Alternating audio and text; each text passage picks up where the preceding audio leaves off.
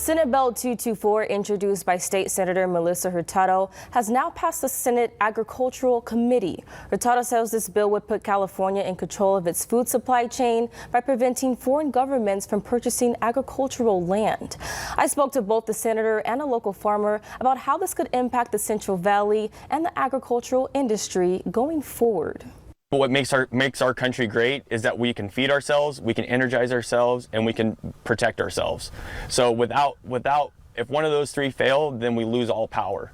So if we're selling our ground and to foreign entities who are not going to be good players, that's the problem that we could run into. Fourth-generation Kern County farmer Jason Gianelli says he finds Senate Bill 224 to be very critical for growers because it can not only have an impact on farmland, but on the water that feeds our crops. He says the majority of farms in the state are family-owned. We want to keep our soil and our ground farming and operating along with the water, because the water, it's valuable to us, and it's what keeps not just us employed, it not just keeps us employed, but it keeps our employees employed. And we're in it for the long term, or else we wouldn't be doing what we're doing. Existing federal law requires foreign governments who acquire agricultural land to submit a report to the U.S. Secretary of Agriculture containing the reason they want to acquire the land, their legal name, address, and citizenship status. Hurtado says SB 224 would provide the state with a better understanding of the role foreign-owned governments may play in our energy and water facilities and agricultural land. Really, it's a lot of it has to do with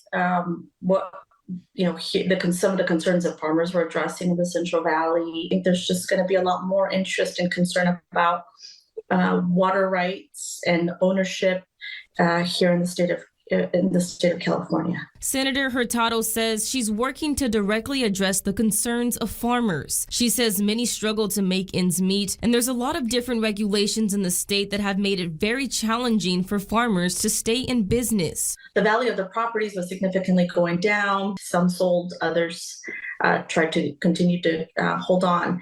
And so increasingly there was a lot of concern about specifically foreign governments buying up agricultural land. And Hurtado says now that SB 224 has passed through the Senate Agricultural Committee, it will now move to the Senate Appropriations Committee. Gianelli says he believes this bill is a step in the right direction and that the long-term goal is to protect food security and water.